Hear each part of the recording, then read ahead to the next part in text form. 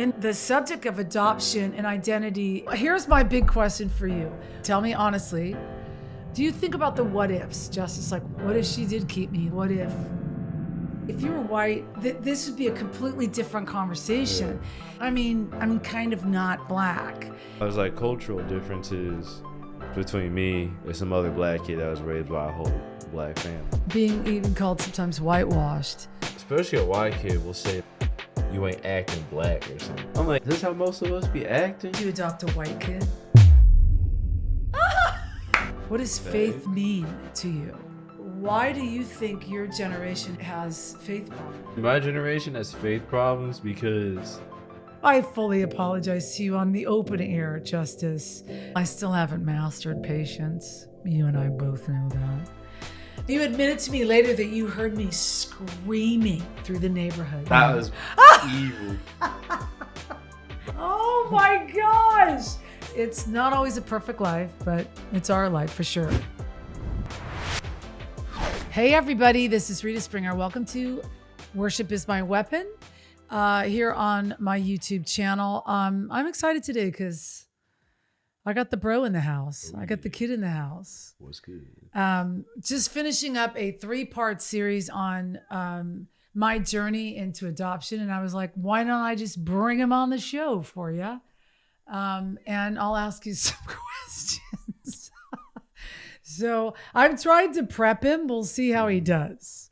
But you also you don't have to like just answer the questions that I give you. You don't have to be a sun robot. Sun robot? Yeah, you know. I will, but I'll ask you some questions because basically we've done like 3 podcasts of just my own personal journey that you've heard most of it. Just how I got you. And I still think it's kind of wild because out of all the kids in all of the universe, the fact that I got you just still kind of blows my mind. Like, it was a crapshoot, right? You could have got anybody, but it was a gamble. I've just been so kind of, I think when I think about you, I always get overwhelmed at the specific nature of how God chooses certain people to be in our lives. And you would have never happened had I never had that encounter with the Lord and then said yes and then walked it out and then went to that agency. You know what I'm saying? It's just like the way everything it's just kind of crazy. Fell in place. Yes, fell into place. And we've talked about that before. Like, I think most of our intense conversations kind of happen when you're in high school. True. After COVID. Very true. But remember we talked about just how your life would be so different if you hadn't been put in the Springer family. And different in its own way, right? Yeah. But there are things that you're becoming now that you may never have found or walked into or tried to become if you hadn't been put in the family that you were put in. When you think about that, 100% do you think about that a lot? Do you think about the what ifs, Justice? Like, what if I had been, what if she did keep me? Like, what if, do you think about that? I definitely do think about that. Cause I've always kind of wondered, like, if I was in like a different, I'm in a whole different country scenario, like, would I even make any music? Would I even be the creative type? What if I became like a completely different person? Yeah. I know it surprised me. Yeah, because I mean, you're so creative anyway. So it would shock me if you didn't do something in the creative realm. Even if it like you became like super like mathematical or, financial or that's still super creative to me. But you were on tour with me from infancy. So all you've really known is music, instruments, stage, traveling, airplanes. Like you've kind of had a wild life so far. Do you ever regret that? Do you ever regret not having a quiet life? No, not at all. You don't? I saw so much more that everyone else probably didn't really have the chance to see. So I'm gonna be grateful. It was lit. Yeah. I mean, because you you were remember, well, you don't remember, but you would I think you were 6 months when you got your first class upgrade on your own miles. That's insanity. I remember you outsat some business guy. They called your name. Master Justice Springer, please come up to the front desk and get your ticket changed. And you got the first class seat at 6 months old. If I was that businessman, I think my ego would be shattered. A little bit, especially have this little beautiful black just lost my first class seat to a baby. All right, so I'm going to ask you some questions. Are you ready? Yeah. And tell me honestly, and you can expound if you want. I know you're not really like a. Here's my big question for you. Was it hard? Be so honest, buddy. Okay. Was it hard having a verbal processor for a mother? No. Justice, you are not a verbal processor. And I had to talk about everything. Was that ever like... No, that's fine. No, that's fine. Because it's almost like the way I have friends now. See, I'm the introvert. So my friend I always need like an extrovert. I need somebody who's louder. So you verbal processing everything, that is completely fine. Okay, so that kind of sets you up to actually find friends that were processors. Yeah, it's like, here's me. All right. And then you see Cole. Okay. Yeah. Well, so you think that actually helped you find those kind of friends? Yeah, no, it definitely helped. Yeah, it just helped me in that regard. And I mean, it helped me understand like how to fight through some problems, some emotional problems. So I'm grateful. That's so good. Okay, so I want to know. Sometimes I'll ask you a question like, "Do you remember when? Do you remember when?" And you kind of don't, which I guess maybe we just forget, like in the little baby, like young memories. Yeah. But do you remember when our first conversation, I don't even remember when our first conversation was with this, but I'm asking it from a perspective of you being the kid. When I started actually talking to you about adoption, the difference between you and I in a normal adoption setting is that we're obviously not the same color. And so it's not like I could hide that from you. Yeah, good point. But do you remember like the first time we talked about it? Like, were you understood or you recognized you were adopted? That's what I was saying. I feel you always used to talk about it a lot. So I would probably say like second grade, maybe. Okay. Wow. That's like your first memory of it. Yeah. I'm sure you told me before then, but I don't remember. But how did it sit with you? Is it like at second grade though, that's still pretty old that are you not thinking, how come I don't look like her? I think I was, but it definitely had to be the amount of times you said it. Yeah. I think if you just kind of, if you just kind of I just keep being reminded and then I know it. And like, it didn't seem crazy to me. It was just like, oh, this is how it is for us. But yeah. Do you feel like you understood the concept then about the fact that some other woman from a different nation literally gave birth to you? Because I feel like I tried to explain that really well. But me in the process of saying, oh, this is how I explained it, you in the process of hearing it, like, recall if you can, like you're hearing it when I talked about the process of how I got you.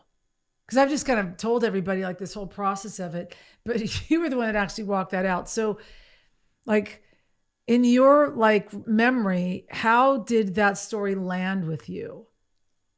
Landed pretty well with me. I was really just like, how do I say it? Like to me, I think the story it struck me a little bit, I guess. Yeah, I heard it the first time. I was like, huh, it's definitely like a lot more different. And just with the fact that there's a woman that was carrying you. And... yeah, it was definitely like, it was a little, I was like, that's a little weird. Yeah. That's a bit odd. But at the same time, I didn't really ever think that much of it. like I heard the story and I was just like, I guess that's my story. But because I was in such a good situation, I did not really mind it. Yeah, because you handled it. You always handled it so great, and I was hoping. I always hoped that it was because I always felt like I would pray and ask the Lord like how to explain things to you, so that in the process of you hearing it, you would hear it clearly and not like have questions that led you almost to maybe feel broken in some sense, even though I think when you say it's like, I mean, in all honesty, you're the adoptive son. So from your perspective, it's like, I know my story. I know my biology story, Yeah. but you don't yet know your biology story, like the details of your biology story, as in knowing the people. You know what I'm saying? One day you'll get that. And so how do you like like the process for you in hearing it in your head, because I'm actually asking this because sometimes I would love to crawl inside your head and find out how you think.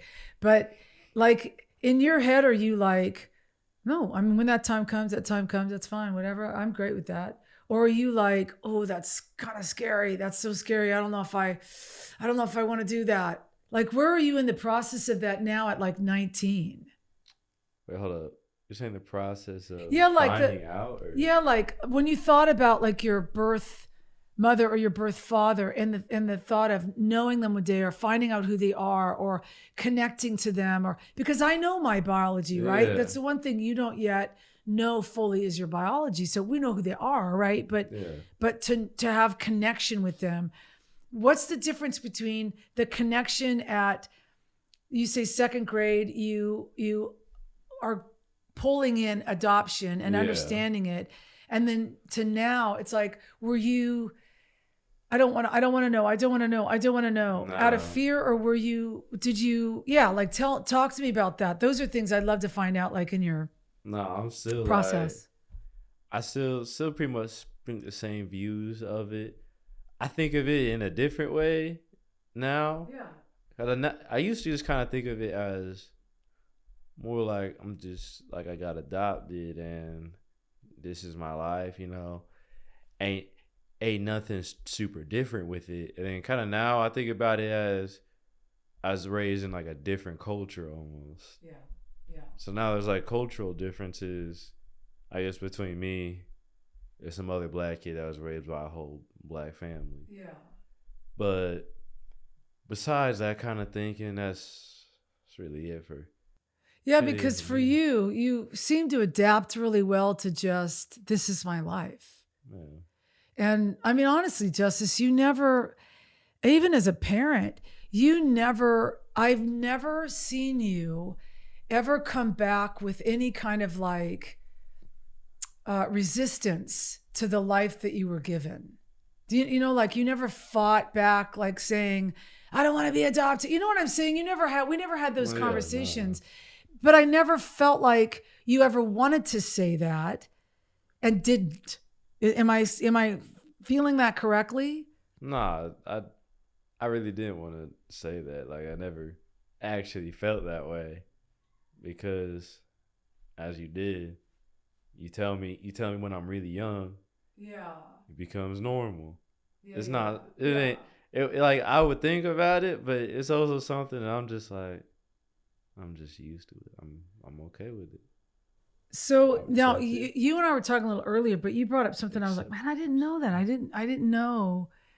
I thought it was actually kind of a really great view, a take on it. And I remember the kid you were talking about, but you've always had a great education, always tried to give you the best education. I felt like actually the Lord specifically wanted you in the schools that you were in. So I did everything I could to obey the Lord in getting you in the schools that I felt like for whatever your future holds. But what were you saying in the 6th grade? The 7th grade. 7th grade. Tell that story. This kid shows up in your class because it's predominantly white. The schools that you were going to were, maybe 18% ethnicity. You know what I'm saying? Yeah, that's what they would say. But like in my grade, there's probably 4 Black people in total. Yes. So in what like 3 or 4 different classes. Yeah. Of that particular grade. Like there was not many. Yeah. We were few. Yeah. And so like 7th grade, we have this new kid show up. Yeah, probably not say names, but yeah, we ain't gonna say his name. We'll give him an alias. Okay. Jake. That's a white name, but he gonna be named Jake.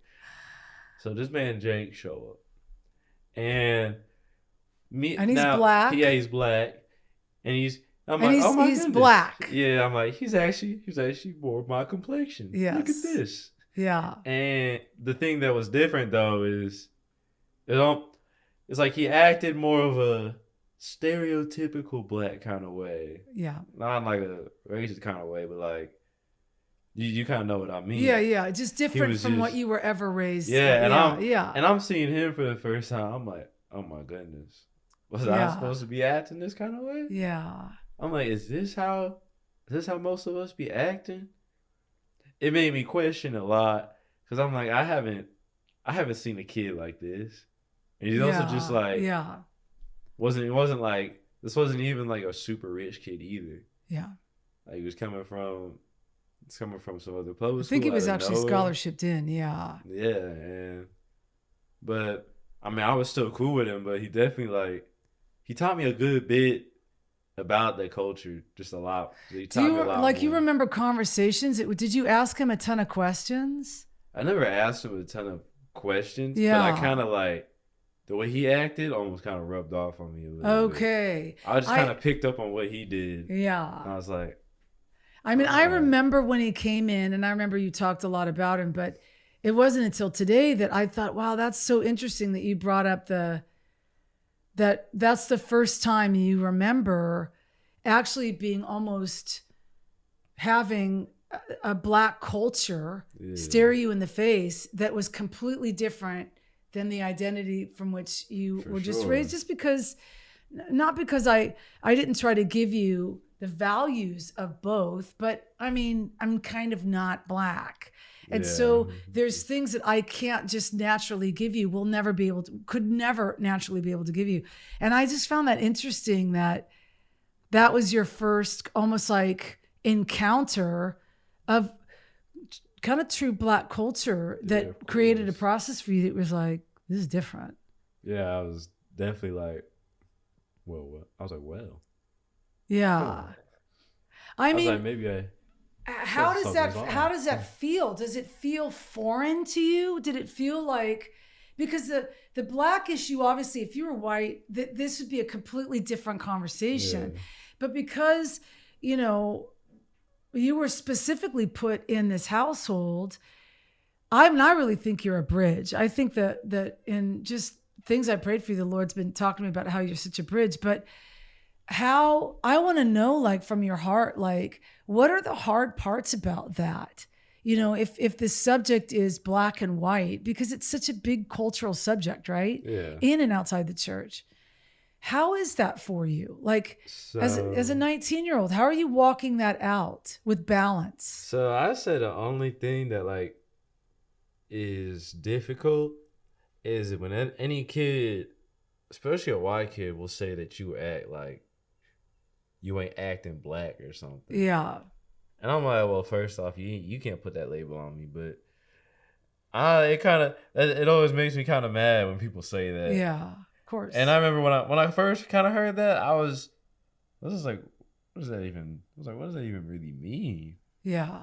And then it kind of hit me real quick. I was like, okay, I kind of see what kids are meaning now. But that's really the only difficulty I kind of had. I never really liked the kind of label that people always try to put on you. I know you've talked about being even called sometimes whitewashed because you don't. You're kind of true. Yeah. I mean, and I understand it, but I think with you, like, and if you can explain this, because I know, again, it's like that verbal processor to the way that sometimes the eloquence of your speech actually is my favorite way that you are seen is in your lyrics. Like you got some insane lyrics. Thank you. But I'm always curious about with you is you've always carried this kind of streamlined, like peaceful, you don't get your feathers ruffled really easy. You know, if people take offense at certain things, it seems to kind of roll off your back really easy. I mean, is that like, do you hold stuff in? Am I like getting this wrong? Because you seem like if somebody's like got a problem with you, it's like, it ain't my problem. That's kind of how you come off. You almost come off like, that ain't my problem. That's their problem. Would you say that's true about your character? Yeah. Okay, so where do you feel like that comes from? Because you've always seemed to carry, which I think it helps in the subject of adoption and identity and how you see yourself, even in what we're talking about, that are you internally in a wrestle with it? Or are you like, I mean, I guess it'll just work itself out. Like, why get my feathers in a get all worried about this and this? I am who I am. Is that kind of really who you are? Yes.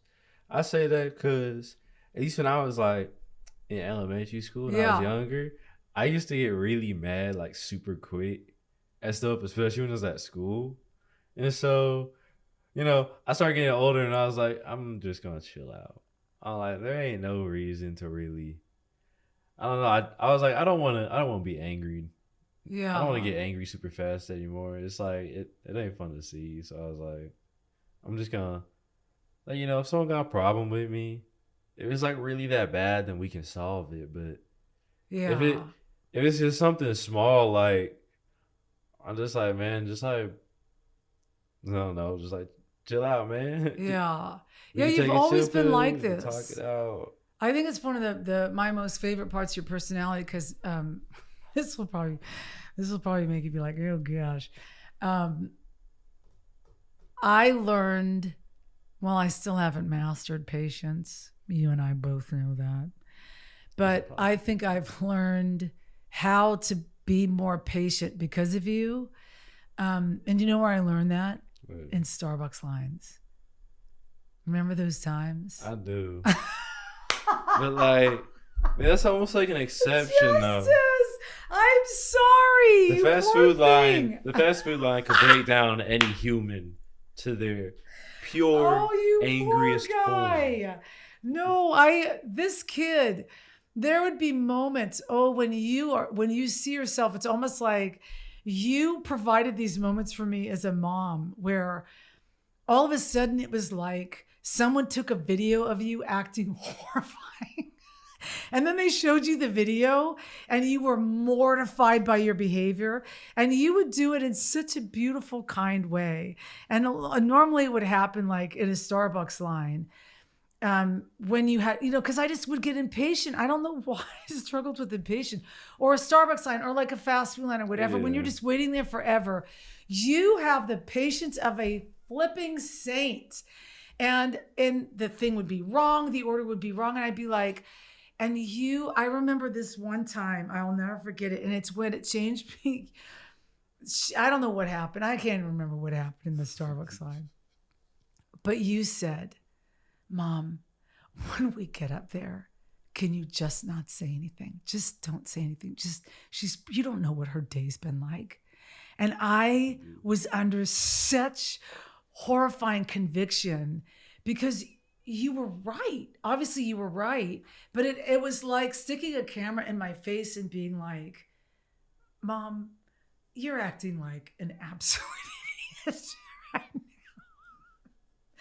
And you were always so kind and patient. And that's the thing, I was like, he didn't get that from me.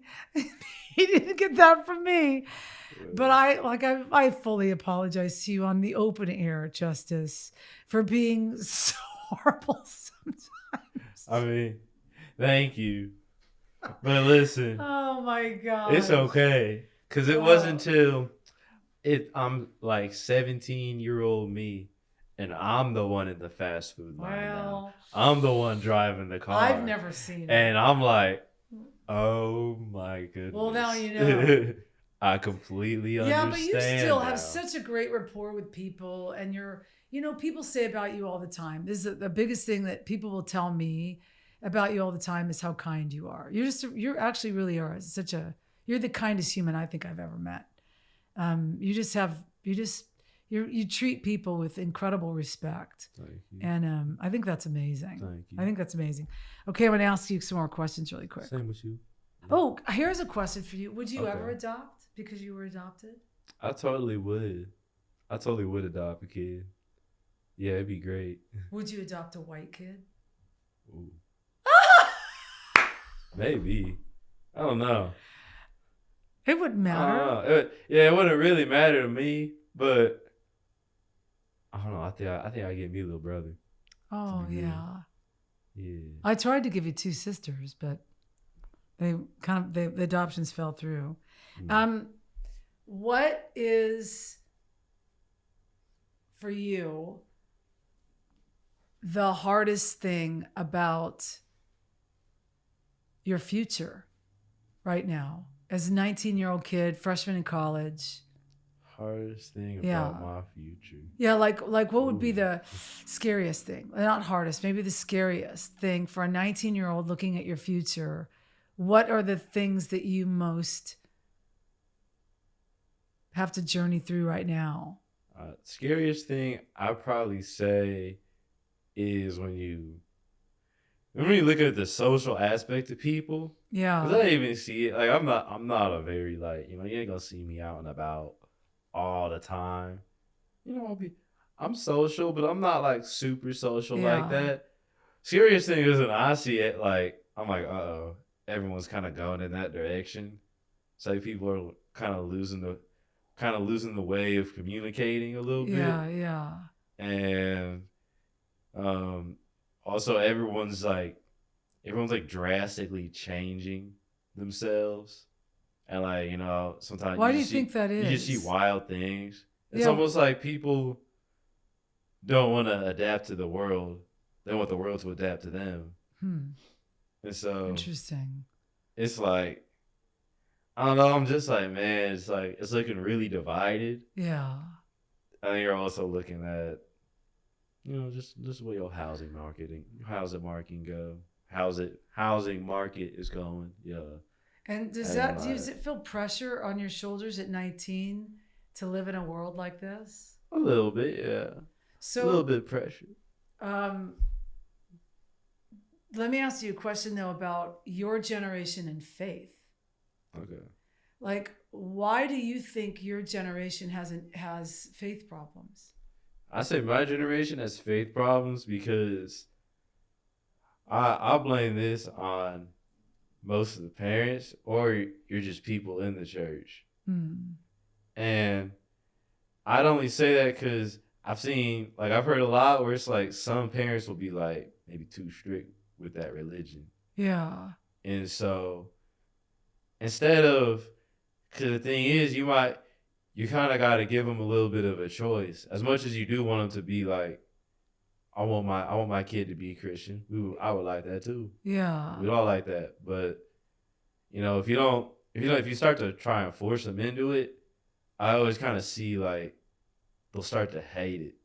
Yeah. Like they'll really start to like dislike it. They're just like, I don't want to do this. You're not giving me option. It don't feel like no free will. It don't feel like I gotta say.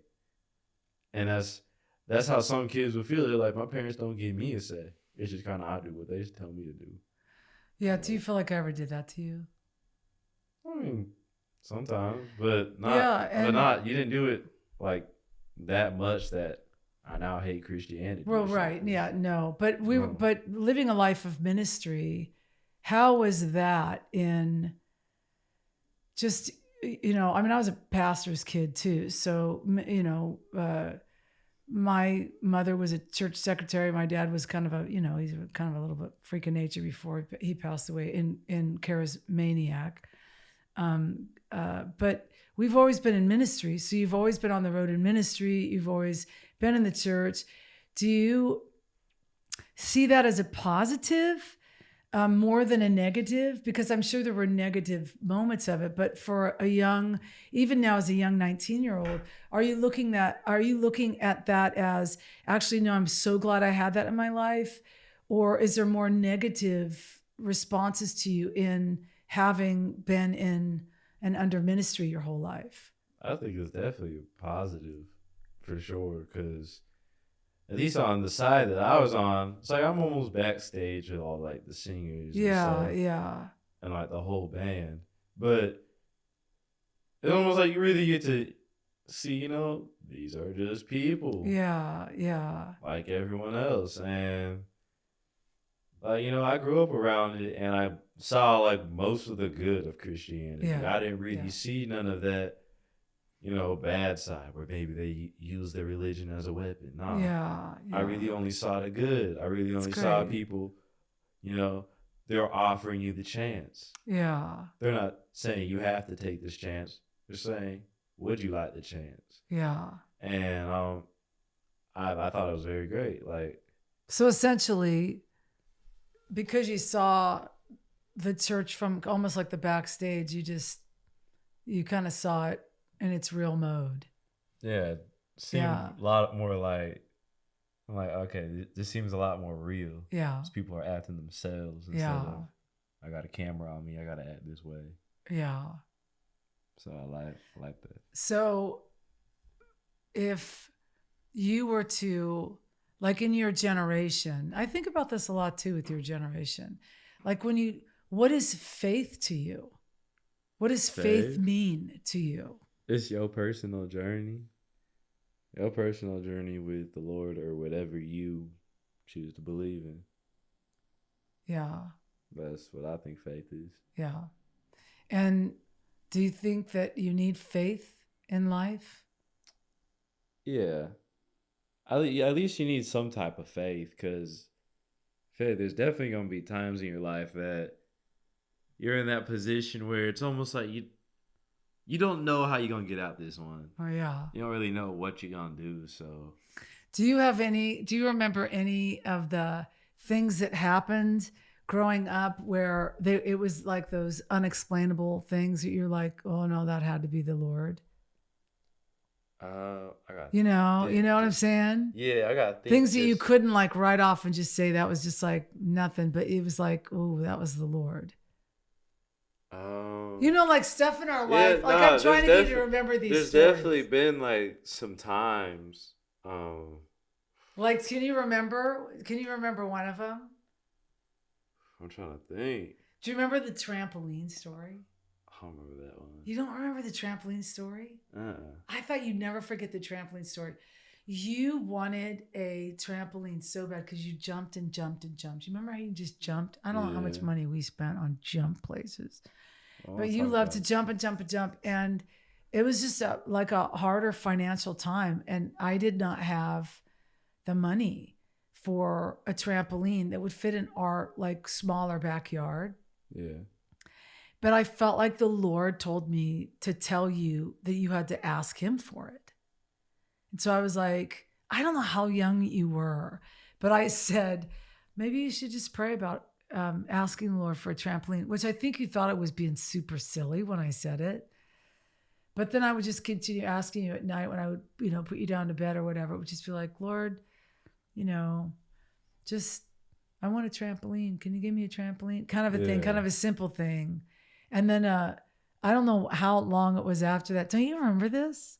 A letter came in the mail, and it was I think it was our dive, the creative school that I was doing. Students, somebody had felt like that you personally were asking the Lord for something, or that you wanted something that the Lord wanted to provide for you, and it was the exact amount of money that trampoline cost. So we put that trampoline in the backyard, and it was like, to me, that was like, as a mom who couldn't afford it, and then trying to walk you through it. It's like, I know you're so young, but okay, because I was like, I remember the trampoline. Yeah. I remember jumping on it and all that, but I was like, I didn't remember how we got it. Yeah. Now I remember. Yeah. But back That in is those, I mean, you were so young. Obviously, you're so young, but in those days, it was so beautiful to see those little acts of faith, you know, just like those faith activators is what I call them, where, you know, sometimes they're the simplest little things, but anytime that we needed something or you wanted something, even like that's kind of frivolous when you think about a trampoline and how much a trampoline, you know, costs. Yeah. But the fact that the Lord got it for you, you know what I'm saying? It's just like so kind of so cool and so great. And even I want you to tell the story because this was the only time in your life that you threw me for a loop. Do you remember do you know what I'm going to say, Justice? I don't know what you're going to say. Oh. Where you almost gave me a heart attack? Oh, no. Do you remember, Justice? 6th grade? There are many moments. I don't know why you were mad at me. And you ran away. Oh, no. Oh, yeah. Oh, that was horrible. What you did to me that day was horrifying. That was benevolent. Evil. I have malice. Oh, man. Do you know what it was about? I can't remember what it was about. It's just about a book. It was so stupid too. It was because I couldn't find a book that I needed to return. And Are you serious? I think I got fined for it or something. Oh, and did I get upset and was like, "Where's the book?" Yeah, I think it was just like you got like super upset, like you're yelling, and I'm like, and for some reason, I'm just like, ooh. You were done. I was like, that upset me a lot, so. I left for the grocery store. I left for the grocery store. Grocery store was literally maybe 0.3 miles from the house, like just literally up the street. So I walk up the street. You're 12, 13? Yeah. Was I 12? Maybe 12. And I come home and you're not there. And you're nowhere. And I'm looking everywhere for you. And I don't think you didn't have an iPhone until you were like 13 or 14, where I left the thing at the house and you could only use it just to text me back. But you had a little iPad. Yeah. So the iPad would have been on Wi-Fi and it was there and it was not being responded to because when I got home, you weren't there. The iPad was there. Yeah. 3 hours, dude. 3 hours. I was in the backyard. I was in someone's yard. You were in someone's yard hiding in a bush, right? I literally took a nap. It's awful. It's awful. And you admitted to me later that you heard me screaming through the neighborhood, Justice! Trying to find you. The cops were called. The pastors to the church were called. Oh my gosh. That was the only time in your entire young history that you nearly did me in. It was wrong. And it wasn't until a couple years ago that I asked you. You were in high school when I was like, do you remember this when you did this? And you're like, mm-hmm. And then that's when you told me you heard me screaming your name and you were just out in bush. You were like, ain't coming out. Didn't you even feel bad when you got home and the cops were there? I felt so bad because I remember I'm like, all right, it's time to head back. I can't. So I start walking down the street. Everyone's like, oh my goodness. Yeah. The whole neighborhood knew you were. And here in my head, you were snatched from a crap old white van headed down the street and some weirdo had you. I had conjured up things in my mind. I was losing my mind. Oh, that was a horrible, horrible day. I have to do so, like that. I mean, it's just, it's not always a perfect life, but it's our life for sure. Okay. Final questions. Your music. Oh yes. We're going to do another little podcast for the Fed by Ravens because you came into the studio and you were so gracious about writing a song with me for the Fed by Ravens record, which is another great thing about you. You're just like, you've never been like not wanting to collab. You know, like you're just great at that. Our music is very different. I hope not. We listen to similar music, but our music styles are very, very different. But you came in and you just kind of blew my mind with that. And in music, what about music makes you feel alive? For me, at least, I love the instrumental part of the music. Yeah. Probably the most when I first started like really listening to music a lot. Cause you were trap. You did a lot of trap beats, stuff like that early on. Yeah, I kind of made those, but I'd probably say it's more on the EDM side, but it was trap at the same time. Yeah. But I love the way it sounded so much that I had the headphones on like 24/7. Yeah. And I was just constantly playing some music. Cause I was always like, oh, I can be in my own world. You know, I can envision all this cool stuff. Yeah. And I was like, I have to make the music. I'm like, I gotta learn. There's gotta be a way. Yeah. And then so it took me forever. I didn't even know how to get on beat. You downloaded this app at first, this little app. Yeah. On your iPad. It's called drum pads. Yeah. And loop maker. You had some kind of loop maker that you were always making all these kind of. Yeah, it was great. It was actually really cool.